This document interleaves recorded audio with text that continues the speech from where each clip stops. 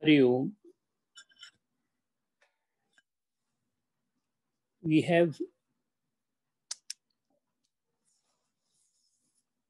finished the two adhyayas in which the first has gone in elaborating the mental background of Arjuna, and on the backdrop of that mental background of Arjuna, the second adhyaya, Bhagavan has told him as a solution to his pain what is beneficial for him. He has listened patiently to what Lord has said, and Lord has in Sankhya Yoga started talking about the karma and ended with jnanam and its superiority. To an extent, the Arjuna is moved by that particular comment, and he asked that, yes, if there is such a man existing who is called Sthita Prajna, can you tell me what he does? Because you tell me that person who is imbued with jnanam does not do any act. He is not karma oriented because he's jnani. So if he's not karma oriented, then what is the point of he being on the earth? How does he sit? What does he do? How does he talk? How does he move around?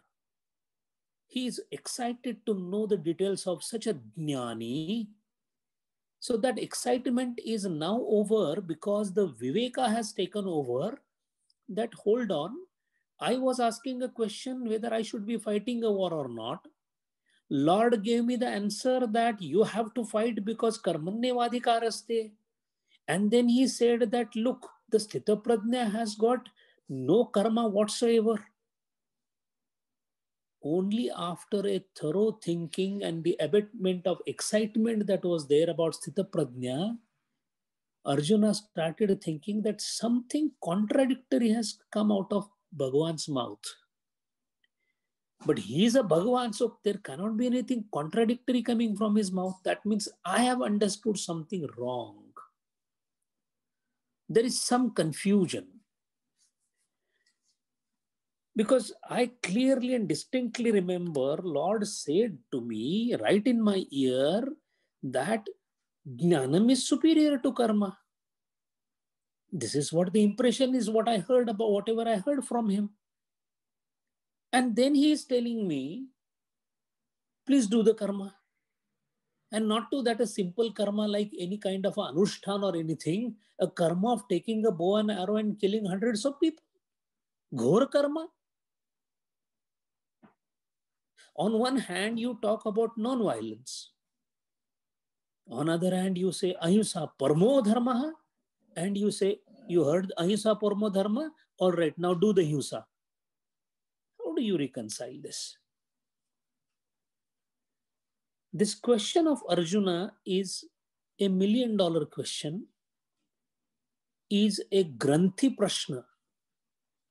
And it's a very important philosophical dilemma which has been head-on dealt with by Mahaguru Shankaracharya Maharaj as well as Madhusudan Saraswati Maharaj, or all the realized top commentators, Bhashyakaras, because this is a central question in philosophy of Hindu scriptures. Just to take an example, what is Kathopanishada saying? Na karmana, na prajaya, dhanena, tyagena eke, amrutatvam anushuhu. Na karmana, by karma you will not get the moksha or the Atma Darshanam. Look at the Ishavasyopanishad. Kurvan neveha karmani jijivishet gamsama evam tvai na anyatetosti na karma lipyate nare. One Upanishad says, Karman kurvan neveha karmani na anyatetosti. There is no choice for you but to do karma. Lord himself said, Karmanyevadhikaraste. Your only adhikar. Only adhikar means my whole right in this world is to do karma. There is nothing else I can do. And at the same time, there is an insinuation. You can't be sitting idle also.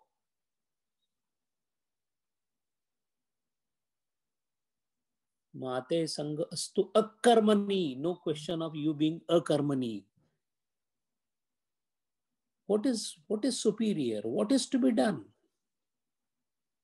If knowledge is superior, sannyasi has no karma because karma vitam.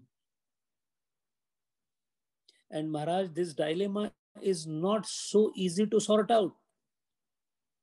If we refer to the incidents of Gurudeva himself,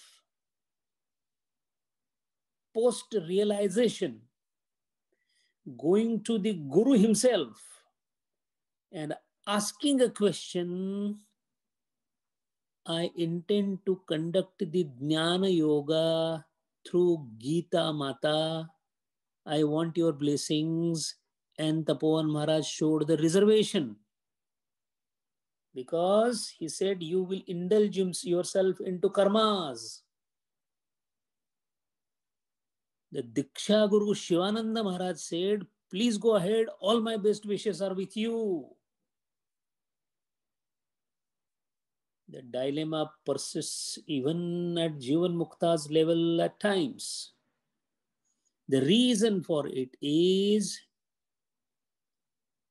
Jnana Karma Samuchaya Va Na Samuchaya is the question.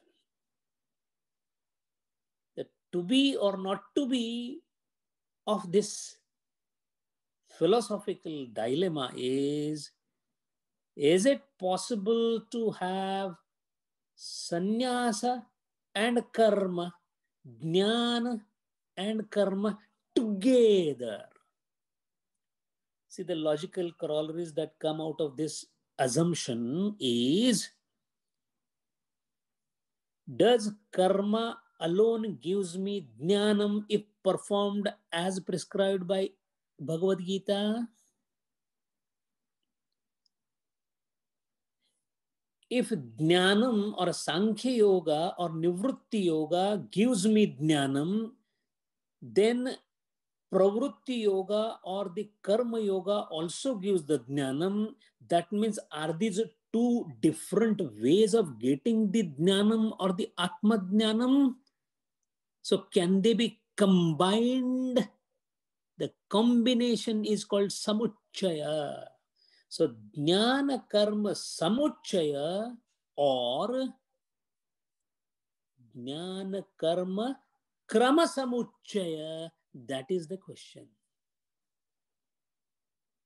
It is not a ordinary or a general confusion that Arjuna has. Sadhana chatushta sampanna sadhaka he is. So Arjuna's doubt cannot be my doubt. I am too inferior, ordinary mortal. His question is based on the knowledge of Upanishads and his own thinking as an adept disciple. And this confusion has led it to a condition where he wants to pray. When you are in complete doubt, you don't have any solution in sight, then you pray to the one who is to be prayed. Arda is to archa, prarthana. Janaha ardati iti janardanaha. The one who is to be prayed is being prayed. So, hey Janardana, please tell me my basic and fundamental confusion. I was very happy when you spoke about Sthita Prajna because I was very clear.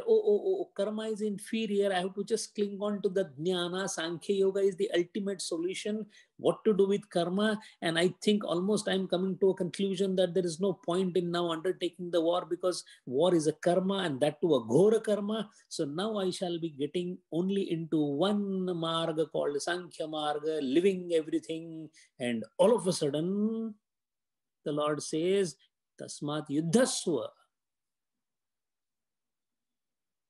Is it not illogical that you talk all bad things about karma and then say, please do karma?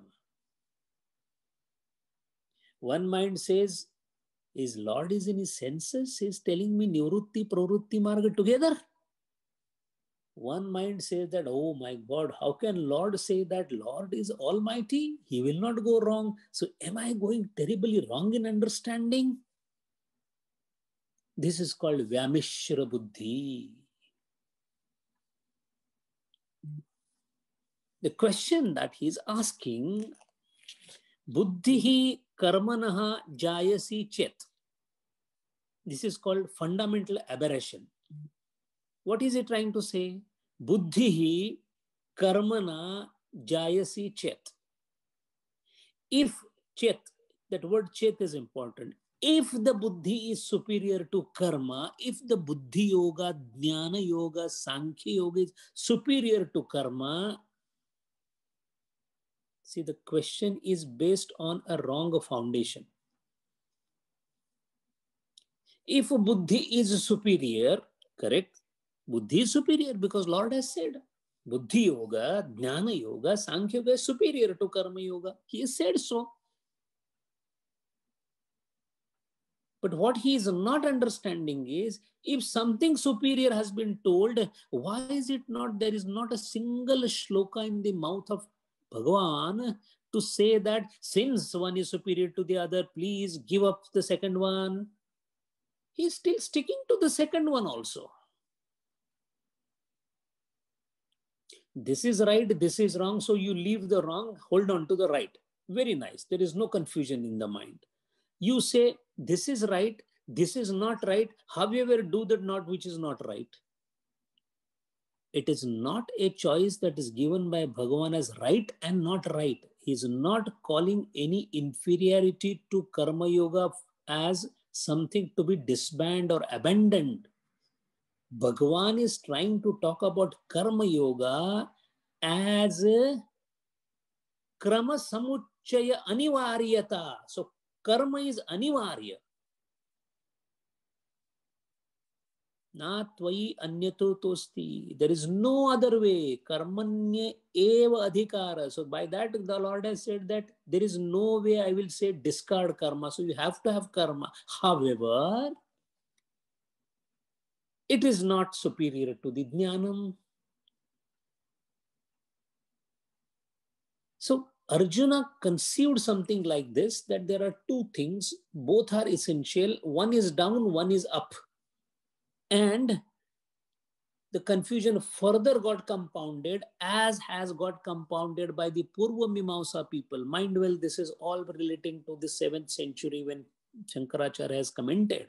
Because the Purva Mimamsa has taken precedence in the life of a Hindu, where the Smarta Karma and Shrautra Karma both had dominated, because that was considered, if we read the Jaimini Sutras, Jaimini Maharaj himself, a colossus of intelligence, he himself has, if we read Purva he has given there that how karma alone can lead you to salvation. And the Uttara Mimamsa intellectuals, including Badarayan Rishi and Shankaracharya and Gurudeva and Tapovan Maharaj and the whole list of Shivananda Maharaj and the Madhusudan Saraswati, etc., they say no, karma is krama samuchaya. In simpler English, is karma and jnana sequential or parallel? That is the question.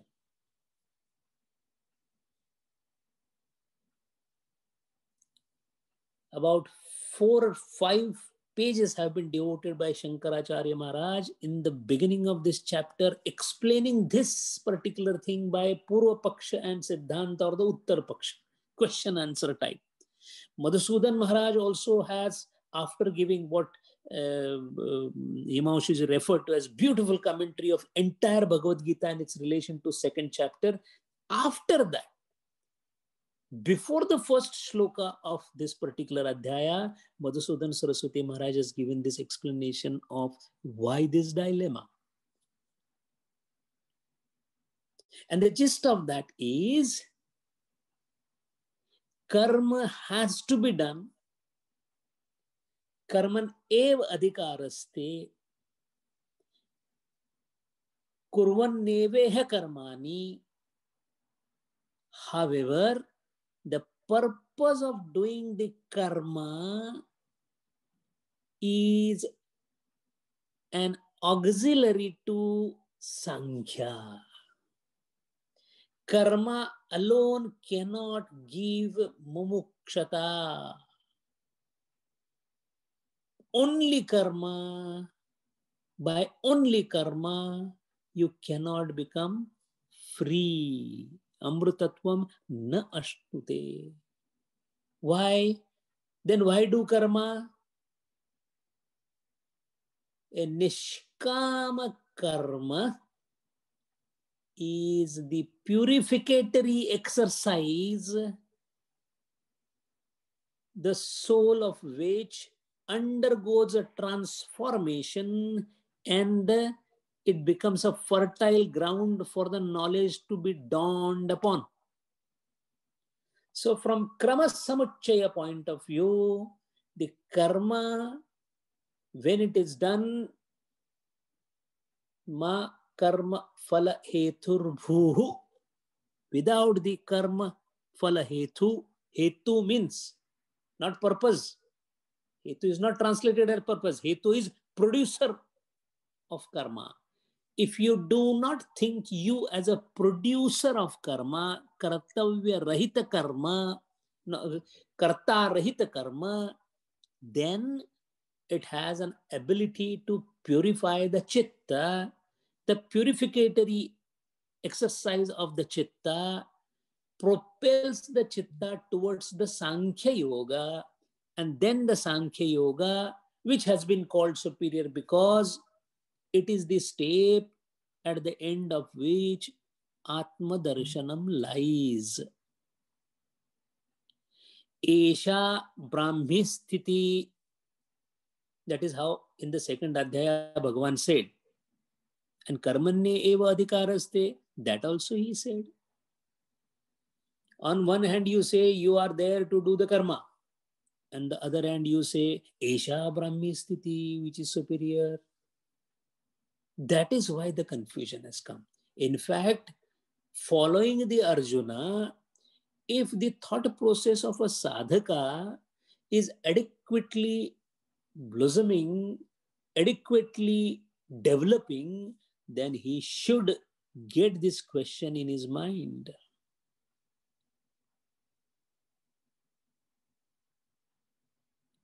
Gurudeva continued enormous amount of karma in his life.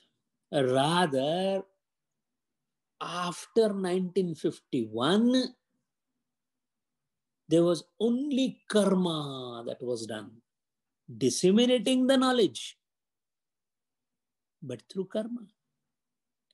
The question then is, his own guru wrote about 12 letters max in his life, and at the end of the 12th letter, he wrote to the devotee that I shall not be writing again because it will bring me back into karma. Let us try to understand how difficult this question is.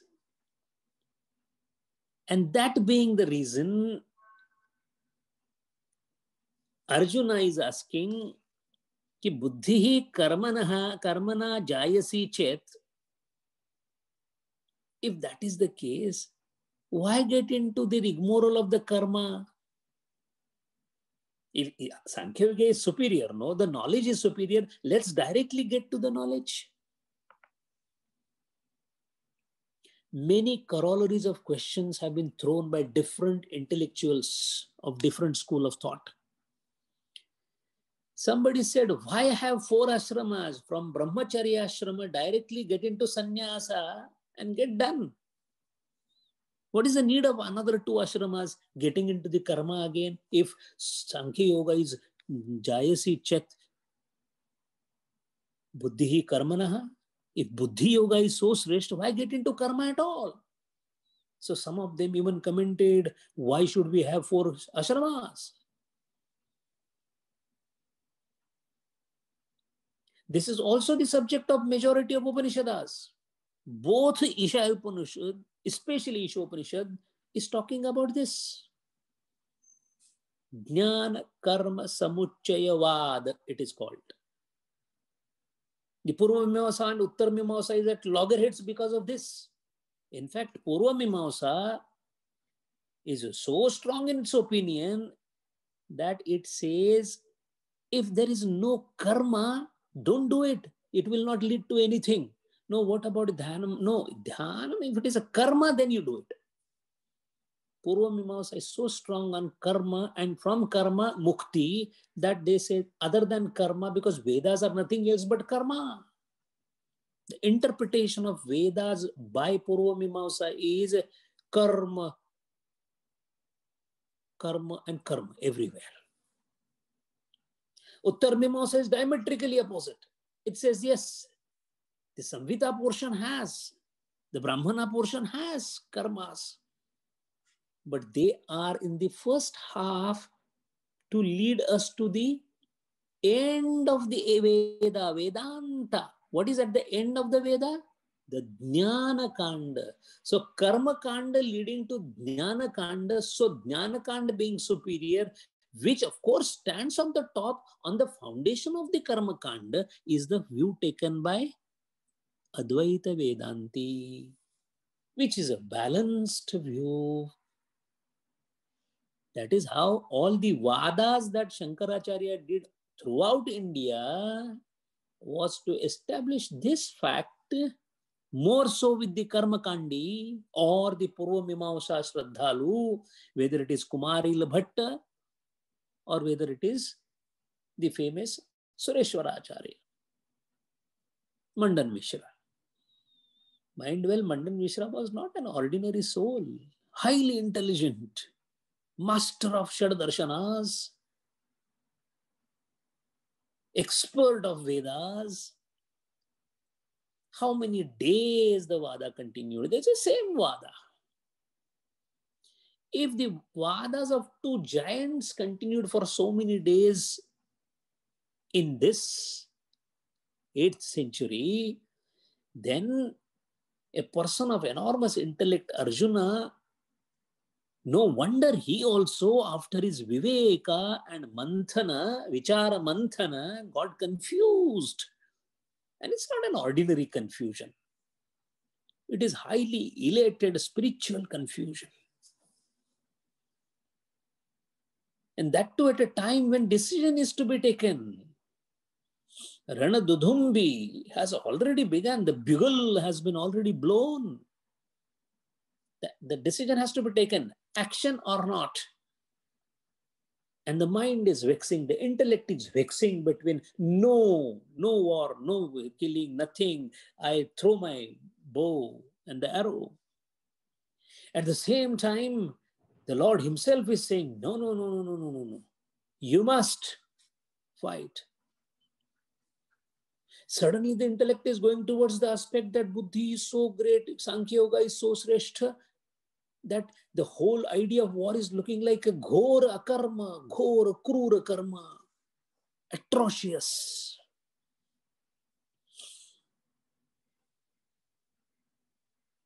If everything is done by the Lord, then the pandemic, the plague, the destruction, the wars, the fires, the dissolution, the pralaya, who does it? Is it not a ghor karma? All daivi karmas, as we called it, that the third, the daivi tap, Adhibhautika, Adhyatmika we can understand, but Daivi Tap, how do you explain? Lightning suddenly burning the complete field or people under it. Who does it? What is the purpose? Is it not a bad karma by Lord? Killing. Is it not Yamadeva doing a bad karma of taking us away every time? How is it that the karmas performed by the same Lord Krishna, when it came to Jayadratha, what trickery he did, is it not a bad karma?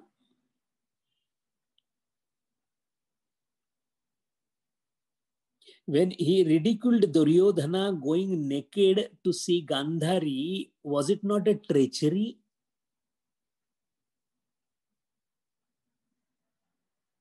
How do we describe such acts of karma? How do you call this as Jnana Yukta karma? Because it doesn't fit in our psychology. With the opening of the mouth, millions of bacteria are killed in the mouth. Am I not doing a himsa every day?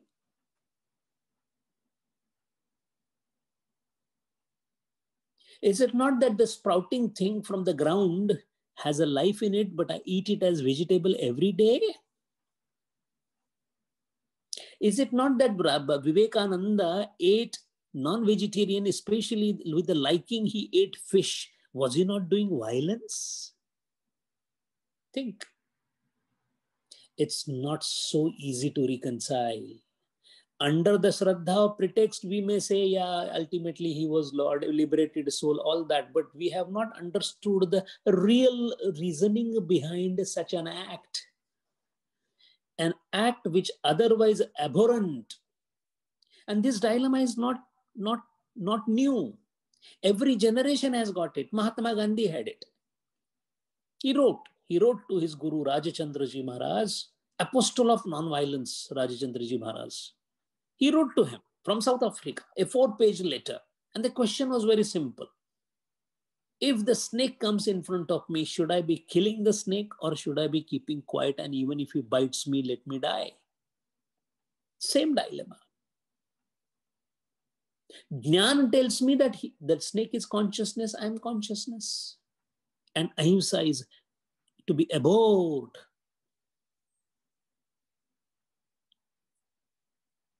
Ramakrishna Paramahamsa gave to one of his disciples a container which was full of cockroaches. He told him, just go and kill them. The disciple went out and left the cockroaches outside and came inside, and Ramakrishna asked him, did you kill them? He said, Maharaj, how can I kill? Killing is bad. He said, bloody hell, what did I tell you? Kill means kill. Go and kill them. Who is talking? Ramakrishna Paramahamsa, apostle of non-violence, who had nothing else but Prema Rupa. He was Prema Rupa personified, asking to kill. When two priests, Christian priests, on a ship tried to castigate Hindu religion, could not debate with Swami Vivekananda. Swami Vivekananda said, one more word and I swear I will throw both of you in the sea. Oh, what a violence. The Raja, who felt twice so remorseful in front of Srisailam, in front of Shiva, that he wanted to take sannyasa, and his name was Chhatrapati Shivaji. Yet, when it came to the war, with his sword alone, killed hundreds of enemies, and yet carried the Quran of the opposite enemy in a palanquin, celebrating. How do you reconcile this? That is the reason why we have to be extremely attentive in the 3rd adhyaya to know the correct place of karma yoga to know the correct place of Sankhya Yoga and how they are not a part of Samuchaya but Krama Samuchaya.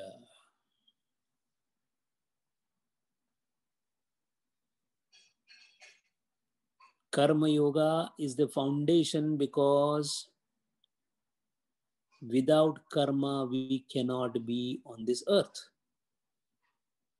Which karma, what karma, that prarabdha decides.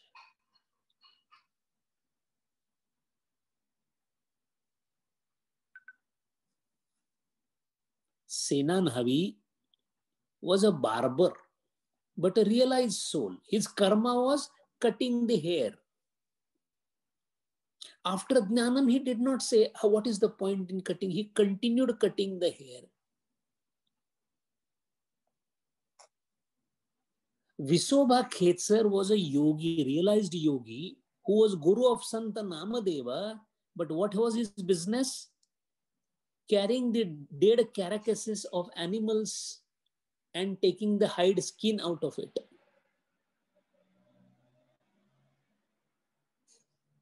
Karma, they did. All saintly people continued doing their own karmas after Jnanodaya.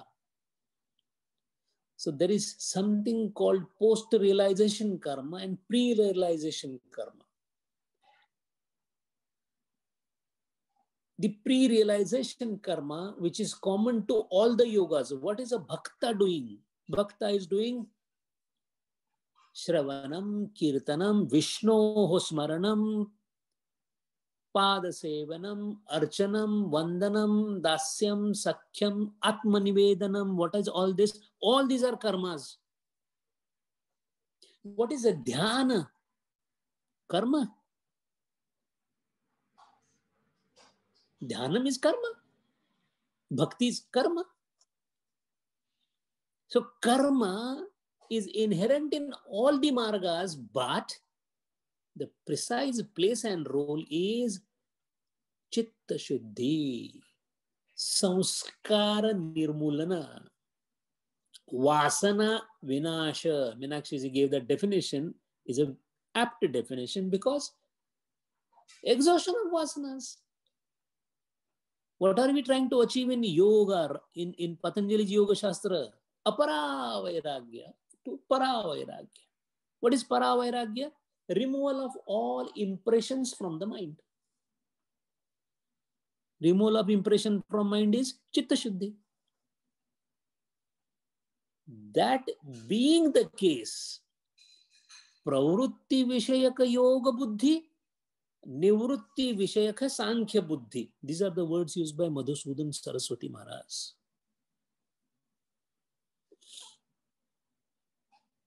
So it is improper to enjoin two opposite steadfastness for the same person and action for the same person. How can both exist, coexist together is a dilemma that he is facing. So he says, Tad ekam vad. Bhagavan, tell me either karma or sankhya. Please don't try to confuse me. That was because Arjuna presumed that karma is separate marga. From karma alone you can get mukti, and then jnana or sankhya is another marga. From there you get mukti. So let me be very clear from the Lord. Lord, tell me one, I will stick to one. Tell me karma, I will just do karma. Forget, then I will forget the sankhya. That is why Lord have to say it is bala buddhi. Pradnya vadamsha bhashya se. Sankhya yogo pruthak balaha vadanti. Hey Arjuna, this is a childish talk that you are talking. That is going to come later on. But before that answer, we need to understand the question and we should prepare ourselves to have that question. If you don't have that question, if we just casually say that, Arjuna was confused, he had some question, it is not that easy, sir. It is Bhagavad Gita. The buddhi has to understand the dilemma clearly. In fact, it is expected we think so much that we come to that dilemma. then Bhagwan's answer which is going to come will make some sense. And the profound exercise has been done by Bhashyakaras. Our buddhi is sant. We are tuchha jiva. Prabuddha jiva, Shankaracharya, Gurudeva, they have given these comments. What is Gurudeva's comment? Gurudeva's comment is nothing else but an echo of Shankaracharya. Read both, they are same. By reading Madhusudan Saraswati, Shankaracharya, Gurudeva together, we come to know the basis of this question. Once this basis is clear to us, then what is Shreyam? Shreyam aham apnuyam. What is beneficial to me, you tell me. So we will also ask the Lord, what is beneficial to me? Please let me know. Jawab dene ke liye the Lord is there. Question is, let the question at least come properly from us. So we must prepare ourselves to have that question. To have the question, clarity of thinking is required and penetrating buddhi is required. To have penetrating buddhi, sattva guna is required. To have sattva guna, the chitta shuddhi is required. To have chitta shuddhi, a good karma is required. For good karma, again the whole sequence starts. We are in tamas and rajas. And we want to have the question of a sattvic quality of Arjuna. Tera mera manwa kaise ek hoi re? Tu kehta kagaj ki lekhi, main kehta aakhan ki dekhi. Then the problem comes. So we have to take steps for the chitta shuddhi and increasing the sattva guna so that we get a dilemma of the type of the Arjuna, clearly understanding why the dilemma has come and what is the dilemma. Once we understand this, then Maharaj, all the advice coming from Bhagavan after this particular shloka will be easier for us to understand. Bhagavad Gita is entry door by door. If this door is not properly knocked, knocking is this question and understanding the question. If that question is understood, Lord will open the door. Otherwise, we will be returning back from the second adhyaya of Bhagavad Gita. Rest will be only a parrot talking. That is why let us have this dilemma in the mind clearly understood. Hari Om.